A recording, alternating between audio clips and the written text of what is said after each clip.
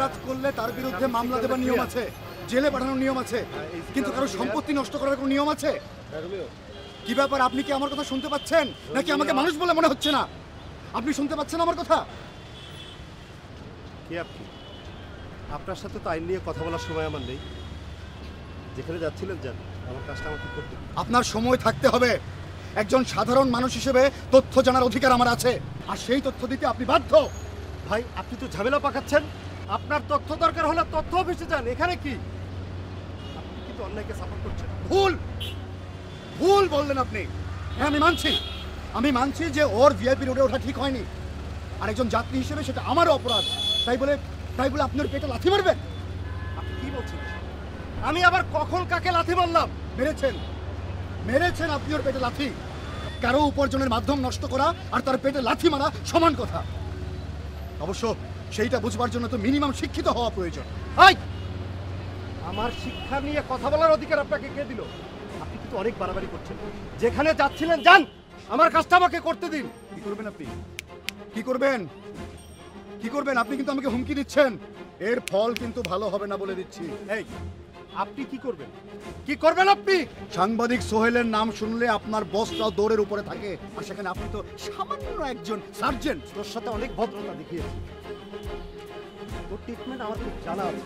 জীবন একদম তছনছ করে দেবো বলে দিলাম। জেনেন আপনি আমি কে?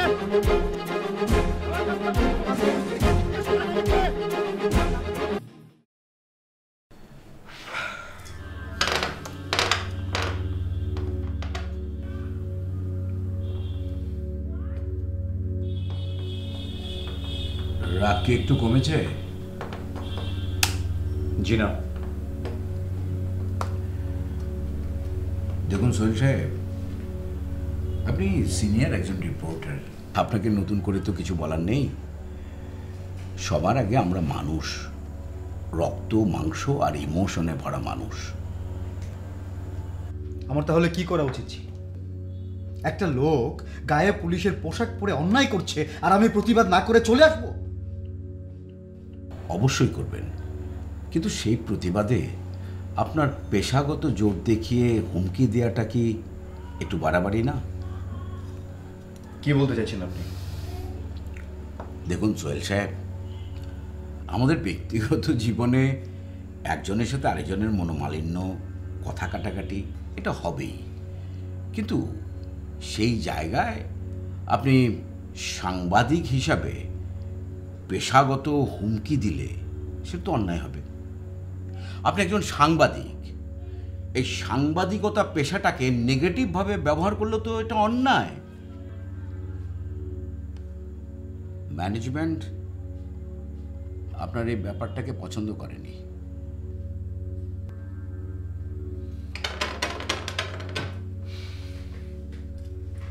তাহলে আমাকে কি করতে হবে এখন? হাত জোর করে পুরো দেশবাসীর সামনে, পুরো জাতির সামনে ক্ষমা চাইতে হবে? মানে খুব সহজ। ডিএমপির সাথে আমাদের কথা হয়েছে, কাল সকালে আমরা একটা যৌথ প্রেস কনফারেন্স করব। সেখানে আপনি এবং সার্জেন্ট আজাদ পাবলিকলি ক্ষমা চাইবেন আপনাদের অশোভন আচরণের জন্য। Absurd, absurd. ওই শুয়োর, সরি, ও যে আমাকে ক্রস ফায়ারের নামে হত্যা করার হুমকি দিল, তার বিচার হবে না? আর সাংবাদিক হিসেবে সেটা তো আপনার জন্য লজ্জা। তার ক্রস ফায়ারের হুমকি, আপনার নেগেটিভ রিপোর্ট করার হুমকি, দুটোরই বিচার হবে। আমি যতটুকু জানি সার্জেন্ট আজাদকে অলরেডি এর মধ্যে ক্লোজ করা হয়েছে।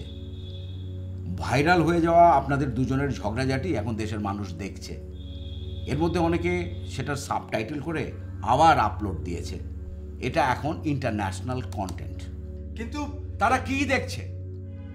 একজন সাংবাদিক হিসাবে আপনি চাইলেই যে কোনো একজন মানুষের বিরুদ্ধে নেগেটিভ রিপোর্ট করে তাকে বিপদে ফেলতে পারেন, আর একজন পুলিশ যখন খুশি যে কাউকে ক্রস ফায়ারের কথা বলে হত্যা করতে পারে।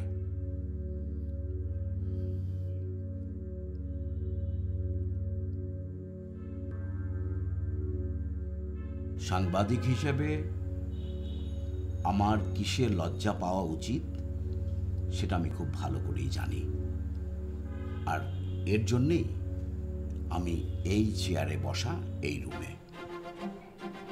আপনি আসতে পারেন।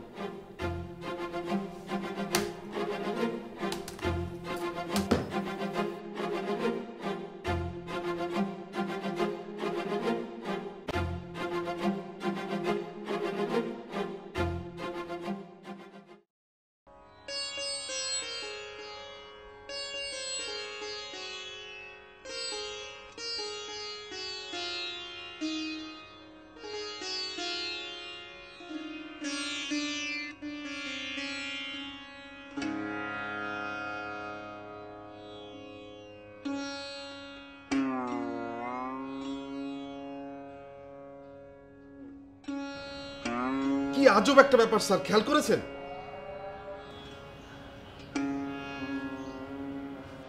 সরি স্যার, আমি মনে হয় অসময় একটু জোরে কথা বলে ফেললাম।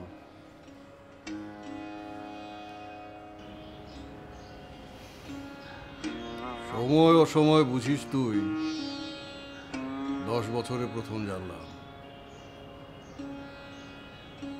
তা কি বুঝতে বলছিলি আমাকে? না স্যার, ওই যে কেরালার বন্যার কিছু বেশ কিছু ভিডিও নেটে রয়েছে, তা আমি সেগুলো দেখতে দেখতে হঠাৎ একটা কথা আমার মাথায় এলো, তাই একটু জোরে কথা বলে ফেলেছি স্যার।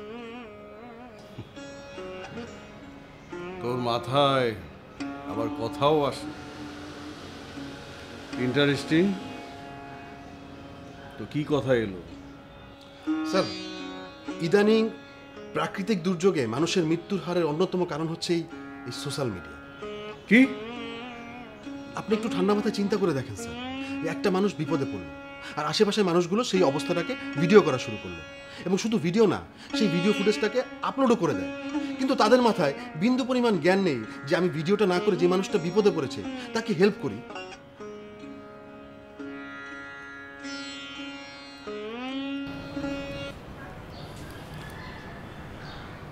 গুড অবজারভেশন, কিন্তু পরিসংখ্যান কি? মৃত্যুর হার বাড়ছে না কমছে?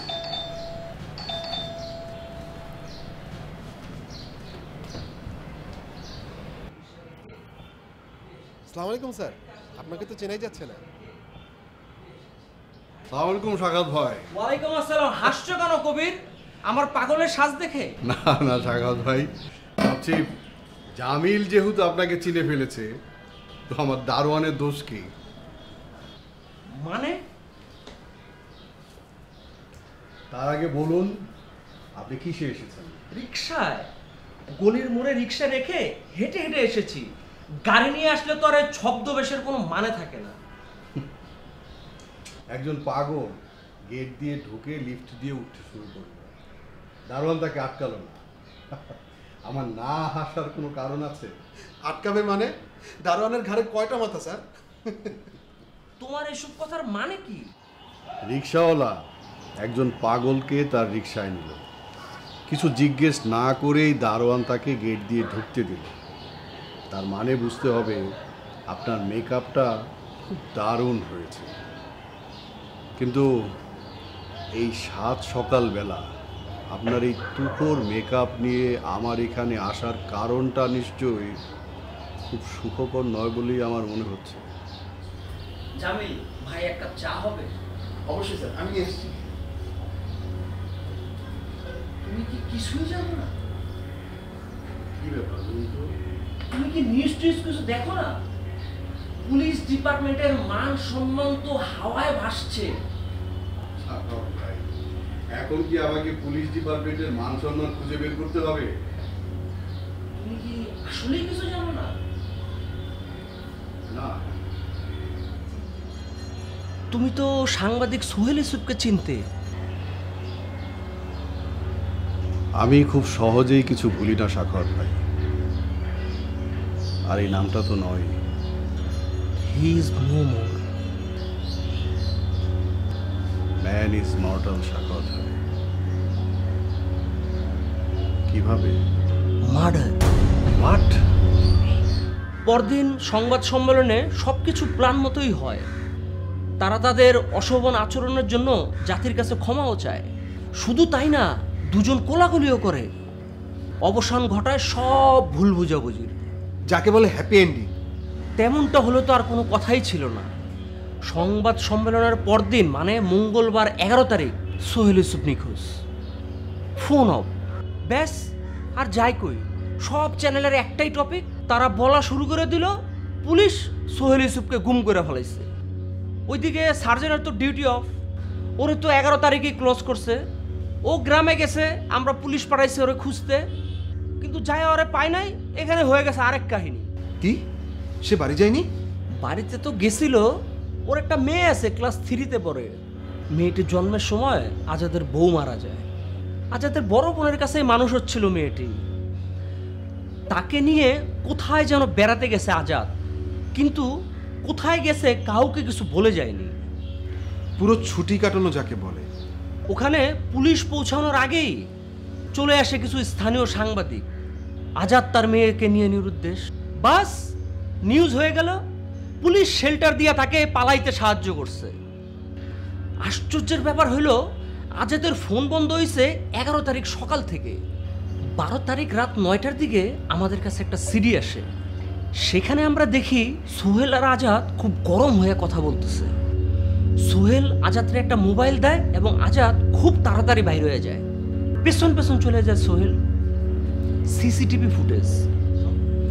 সংবাদ সম্মেলনের পরের দিন অর্থাৎ 11 তারিখ মঙ্গলবারের, কিন্তু ক্যামেরার অ্যাঙ্গেলের কারণে জায়গাটা ঠিক বোঝা যায় না।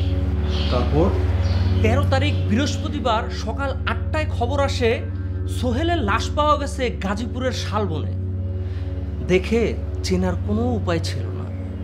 পাশে মোটরসাইকেল পড়েছিল, দুটোই পুরে কয়লা। তবে অদ্ভুতভাবে অক্ষত আছে তার মানিব্যাগ।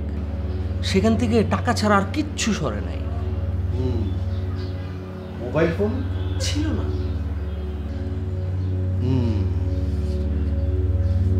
সোহেল আজাদকে মোবাইল ফোন কেন দিল? নতুন বন্ধুত্ব তো, মনে হয় টোকেন অফ ফ্রেন্ডশিপ। তারপর স্যার বিকেলে গাজীপুরের শালবন থেকে 30 কিলোমিটার দূরে ইসলামপুর নামক একটি জায়গা থেকে, একটি পরিত্যক্ত বিল্ডিং থেকে খুবই মুমূর্ষু অবস্থায় আজাদকে উদ্ধার করা হয়।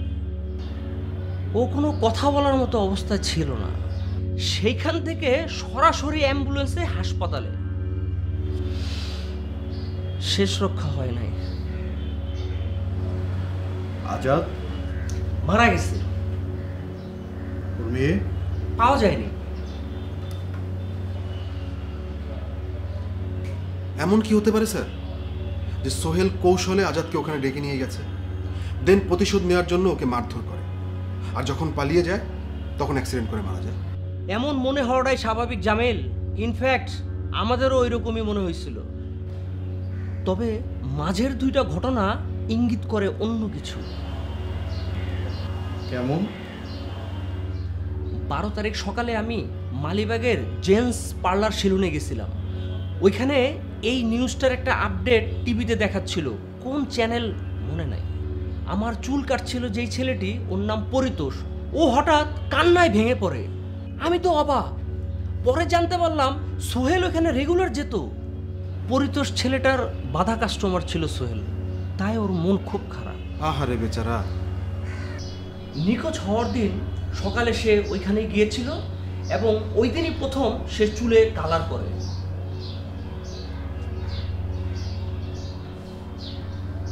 এর আগে বহুবার পরিতোষ তার চুলে কালার করার কথা বলছে, অনেক রিকোয়েস্ট করেছে, বলছে টাকা লাগবে না, তবুও সে কালার করতে চায়নি। কিন্তু ওই দিনই প্রথম সে চুলে কালার করে। তার মানে সোহেল ইউসুফের সিগনেচার সাদা চুল কিন্তু সাদা ছিল না। আপনারা যে ভিডিও ফুটেজ পেয়েছেন সেটাতে সাদা।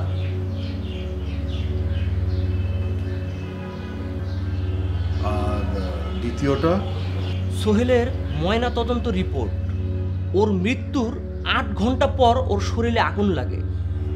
সেলুনের ঘটনা আপনি কাউকে শেয়ার করেছেন? ফুটেজ পৌঁছানোর পর যখন দেখছিলাম তখন ওটার তারিখ যদি ঠিক থাকে তাহলে সোহেলের চুল লাল কিংবা কালো থাকার কথা, কোনো মতেই সাদা দেখার কথা না। আর তাছাড়া ওখানে শুধু ওর পিছন দিয়ে দেখা যাচ্ছিল, ওর মুখ কিন্তু দেখা যায় না। আপনারা যেখানে ফুটেজ দেখছিলেন সেখানে আর কে কে ছিল? তোমার এই প্রশ্নের মানে আমি ধরতে পেরেছি কবির। অনেকেই ছিল, তদন্ত কর্মকর্তা, ডিআইজি স্যার, কনস্টেবল, আরও অনেকেই। আর সবারই তো একটা কৌতূহল না সিঁড়িতে কি আসলো দেখার জন্য। ডিআইজি স্যার কি সবটা জানেন?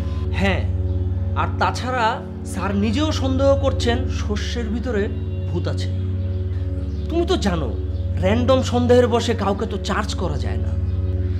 তাই স্যার আমাকে বললেন খুব গোপনে যেন তোমার সাথে দেখা করি। আপনি যে আমার এখানে এসেছেন এটা ডিআইজি স্যার ছাড়া আর কে জানে? কেউ না।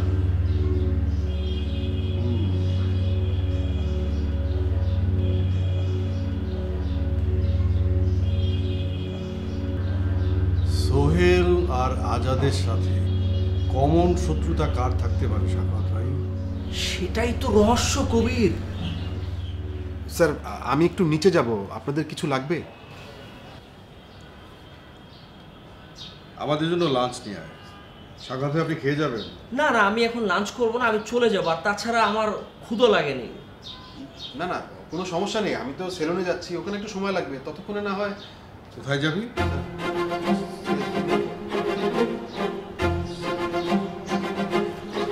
সাখাওয়াত ভাই পরিতোষ এখন কোথায়? অবশ্যই সেলুনে। যদি সত্যি সর্ষের মধ্যে ভূত থাকে তাহলে পরিতোষকে নিয়ে আমাদের একটু সাবধান হওয়া দরকার। জামিল স্যার রেডি হওয়া। সাখাওয়াত ভাই আমি আর জামিল বাইরে যাচ্ছি, আপনি কি এখান থেকে অফিসে যাবেন না বাসায় যাবেন? আমি যাব না। না, এখন থেকে আপনাদের সাথে আমার যোগাযোগ হবে ফোনে। আরও হ্যাঁ, আপনার মেকআপ আর্টিস্টের চাকরিটা এখন থেকে বাতিল করে দিন। বুঝছি।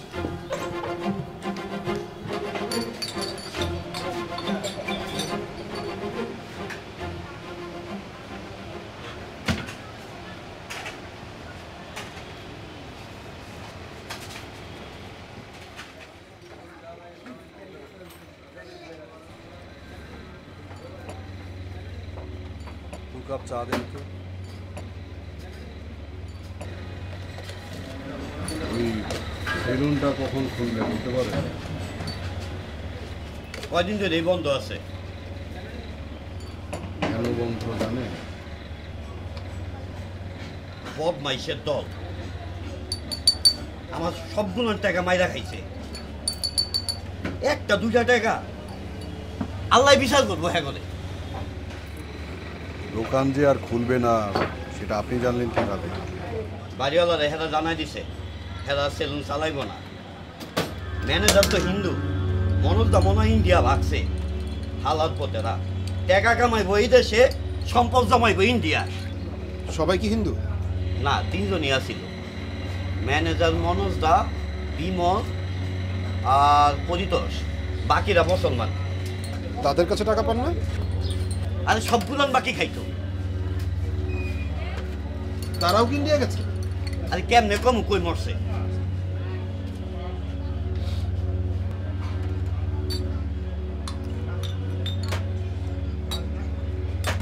আচ্ছা, দোকানটা কবে থেকে বন্ধ? আরে মিয়া, আমি কি 3 তারিখ মনে রাখছি? বাকি নিলে খাতায় লিখে রাখেন না? একটু কষ্ট করে ওই খাতাটা দেখাবেন। আরে ভাই, এত কথা জিগাইতেছেন কেন? আমার কাম নাই। না, ম্যানেজার মনোজের কাছে ও কিছু টাকা পায়, ভাবছি থানায় জিডি করব, তাই তারিখ লাগবে। আচ্ছা, না হয় আপনারটাও করে দিলাম। দেখেন না মামা, দেখেন না, যদি একটা উপায় হয় কারণ আমি খাতা দিতেছি।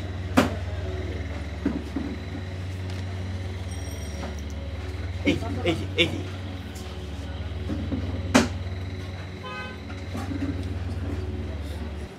বিমল, পান্না, বাকি পরিমাণ 5313 টাকা স্যার। পরিতোষের বিষয়টা কি? স্যার প্রতিদিন 9 টাকা দামের সিগারেট 7-8 টাকা, আবার 3 টাকা দামের সিগারেট 2 টাকা। বিশেষ কিছু ঠিক আছে ছবি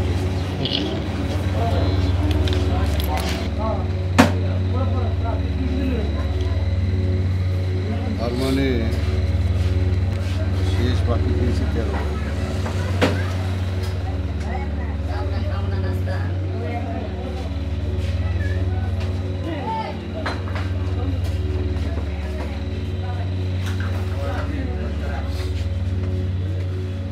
তার মানে দোকান 13 তারিখ থেকে বন্ধ, কিন্তু ওই দিন তো একজন বাকি দিয়েছে। না তাইলে মনে হয় 12 তারিখ, কারণ এই দিন পান্না সকালবেলা এখানে আইছিল, এইখানে বইছিল, কার এখানে জানি ফোন দিল, কয় সব বন্ধ, তারপর গেল না, তারপরে হ্যাঁ ও আর আয় নাই। আচ্ছা, এদের কারো ঠিকানা আপনি জানেন? আরে ভাই জানলে কি আর এখানে বইয়া থাকি, কানটা দইরা লইতাম না হারামদা থাকো।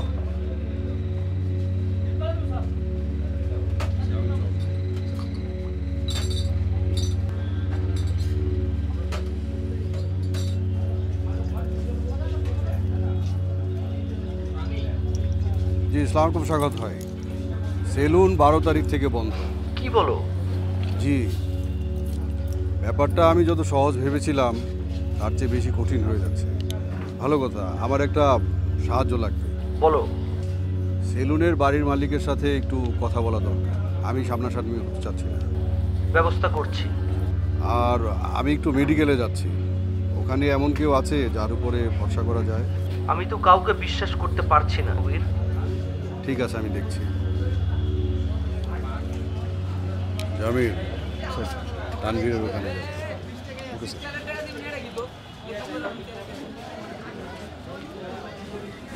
আরে কি খবর তো এতদিন পর? বন্ধু, একটা সাহায্য লাগবে। না হলে তো আর ফোন দিচ্ছিস না। নতুন কেস? হ্যাঁ, নতুন কেস, কিন্তু বিষয়টা খুব সিক্রেট।